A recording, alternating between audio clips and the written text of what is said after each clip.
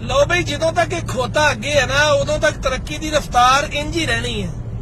ਅਗਰ ਤਰੱਕੀ ਚਾਹੁੰਦੇ ਹੋ, ਤਰੱਕੀ ਦੀ ਰਫ਼ਤਾਰ ਤੇਜ਼ ਚਾਹੁੰਦੇ ਹੋ ਤੇ ਕਿਸੇ ਤਰੀਕੇ ਖੋਤੇ ਨੂੰ ਪਰੇ ਕਰ ਦਿਓ।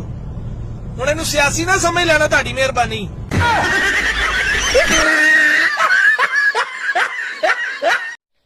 पीछे की लाई वजह ए मास्क लायो है। ए पीछे क्यों लाई? कोरोना वायरस से किदाइयों भी बढ़ सकता है। इमरान खान आदा हिफाजत जरूरी है। जुड्डू ही रहे ना। तुम उस्ताद जी पता नहीं इस कौम ते कर्जा के जो चढ़ गया। वाह जी वाह, मजा आ गया जुगाड़ी उस्ताद जी। जरा उन्हें तो देखना पोसड़ी के। खान साहब एक गल पूछा, सच्ची सच्ची दसना। फर्ज करो खुदा ना खास्ता तुसी 5 साल पूरे कर जांदे जे ते इस कौम दा की बनेगा? ये कौम मर जाएगी।